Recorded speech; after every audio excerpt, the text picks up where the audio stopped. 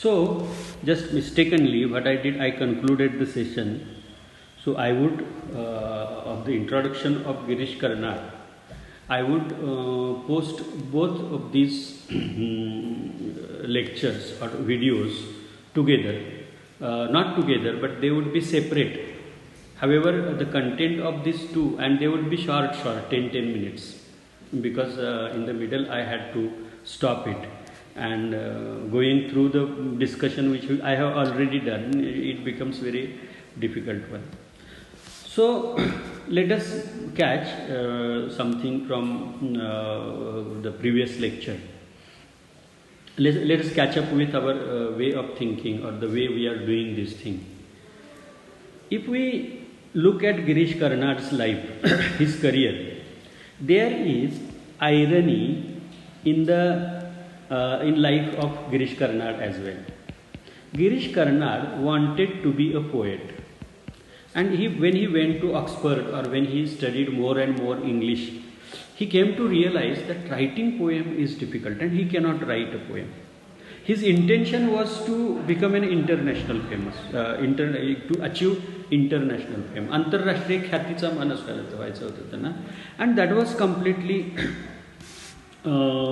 impossible unless he writes in English. And writing poem is not that much easy. He realized it and he almost wept. He started crying. Giving up poetry was not easy for him. He started crying, and then he got to go to abroad. Now when Gandhiji left for education, for academic career to England, what kind of reaction there was from his family. So when Girish Karnad was also leaving for England, his family, which was traditional family, they were also, there was also a kind of tension between he and his family. And he found that tension reflected in his play. So he knew that going to England involved so many decisions, and he himself writes about this. He says that I was very tense, and I found ultimately and suddenly on the eve of my leaving for England that I had started writing. मी त्यावेळी अत्यंत असा intense होतो, आणि त्या सायंकाळी माझ्या लक्षात आलं की मी एक लिहायला सुरुवात केलेलं.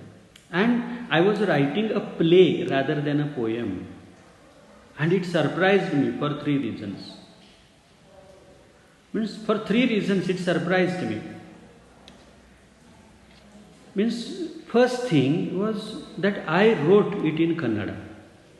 Now he wanted to be an English poet. He was born in Konkan, but instead of writing in English or Konkani, he wrote that play in Kannada. He wanted to go to the country of the great writers like Eliot, Auden, whose poetry he was in love with. He trained himself to be an English writer. But what he did, he wrote a play in Kannada. But when it really come to expressing one's tensions, now, why did it happen? It happens because if you want to just express your tensions in a proper way, in a good order, then you need to express them in your mother tongue. Then there is so he wrote. And third thing, this play was about the myth. Because modern training, modern learning has disconnected or had kind of influence on him, and myths were the things which he did not like much, but still it happened that he wrote about the myths. So these were the things which surprised Girish Karnad himself. Girish कर्नाडनी ते त्यांच्या वक्तव्यामध्ये म्हटलेलं की या 3 गोष्टी, एकतर मी कन्नडमध्ये लिहिलं, दुसरी गोष्ट मला इंग्लंडला जायचं होतं, या कवींच्या देशामध्ये कविता लिहायची होती, ती लिहिली नाही, और ते लिहिलं नाटक कन्नडमध्ये लिहिलं, आणि तिसरी गोष्ट म्हणजे याचं कारण काय तर माणूस आपली जी टेन्शन्स आहेत ती त्याच्या मदर टंगमध्ये, त्याच्या मातृभाषेमध्ये चांगल्या प्रकारे व्यक्त करतो. Man is born out of child, or child is father of a man, it is said. What does it mean? Means whatever tendencies you have in the childhood, they are developed in your adulthood. When you grow up, these things develop. Now, in his childhood, there were certain influences which were shaping Girish Karnad's attitude towards natak, attitude towards plays. He spent his childhood at Sirsi. Sirsi is a townlet in North Karnataka whose population is 9 to 10,000 in 40s. Comparatively, it was a big place. In 40s, there were very few and far between villages. And the population of 10,000 means it was a good town. Today's Sirsi is big one. Okay. Now, these were means 1940s and 1950s. These were the time when there were touring natak companies in South India. Touring natak companies means natak companies traveled from place to place and there they performed their nataks. And there were natak companies which were offshoots of Parsi theatre. There different kind of plays were performed. So there were two kinds of theatres. One was finer dying shape of the dying theatre, and other was the yakshagana, which in those days was considered a low form of art. So the old dying theatre of yakshagana and old theatre, there were natak companies. Now there were means in natak company there were chairs, but in yakshagana he had to go and stand. Yakshagana was a play or a kind of drama, kind of a form which was not thought good by the rich people or by the good people.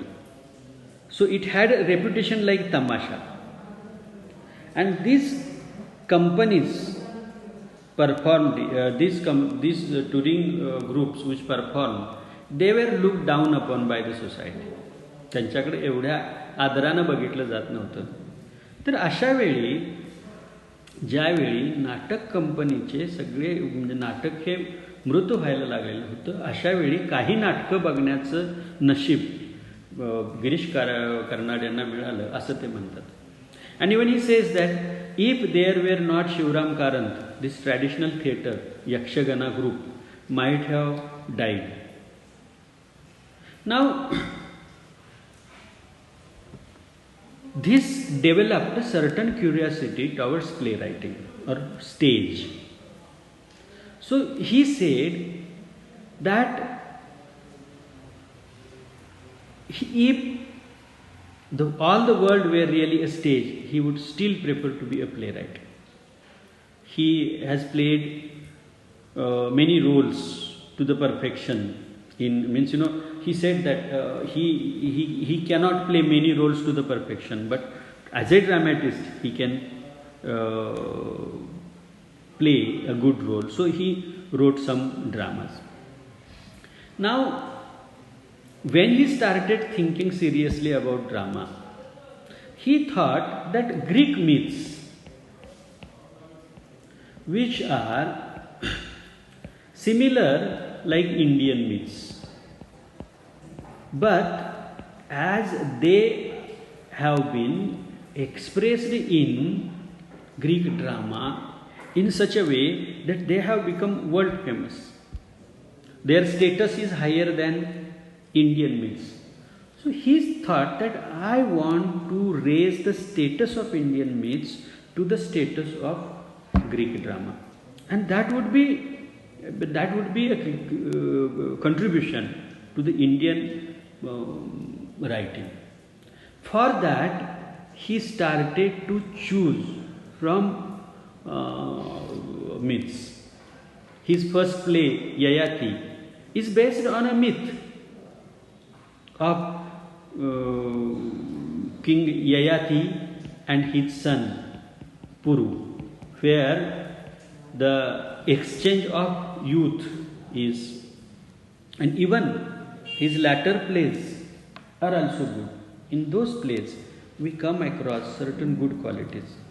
If we think about the different awards which are received by Girish Karnad, then for his Yayati play, Mysore Rajyotsav award was given. President's gold medal is achieved by him. Samskara, Homi Bhabha Fellowship for Creative Folk Theatre. The list of achievements is very much, but he got Padma Bhushan award in 1992 for Kannada play Taledanda, and which is based on the life of Basava. This Girish Karnad wrote few plays, and it is important to see which plays he wrote. Karnada's first play is Yayati. Now this play is based on Yayati, a story from Mahabharata, the epic of India. This Yayati was ancestor of Pandavas, and he was given a curse by Shukracharya to have premature old age for doing some just immoral act. Now, means what would happen? He would remain young, but his body would grow old. And this will present him a certain problem in living. And this curse can be lifted if somebody exchanges his youth for his old age. And Puru, his son, takes that decision. Now, this presented the kind of tension which was felt by Puru's young wife, who was and his father. And this tension made Girish Karnad to select this play. Now in this also Girish found certain similarity to his life. There was tension between when he was going to West. So at the time of certain tension, one needs to tackle these things. And how can one tackle? Somebody can tackle by thinking, by just adjusting things in a right manner. So he felt that there is the same tension, and so in Yayati he tried to give expression to that thing. Now this was a mythology, and he wanted to raise status of Mahabharata and Ramayana to the status of Greek epics. And that was his intention. And he found that the drama is a platform where he can do it. And so he did it. Now this play, Yayati, was written in Kannada. And afterwards it is translated in English. Even the second play, Tughlaq, is based on the life of King Tughlaq, who ruled India from 1327 to 1332 for 5 years' time. And he was a visionary. He introduced so many changes, economical, social and political. He shifted his capital to Devagiri, and that made him a kind of mad king, or a kind of crazy king, kind of reputation which was not means no good one. Now, in the life of Muhammad Tughlaq, Girish Karnad found similarity to the contemporary life, where Pandit Jawaharlal Nehru had become the first Prime Minister of India, and he was giving the history, contemporary history, in the form of Tughlaq.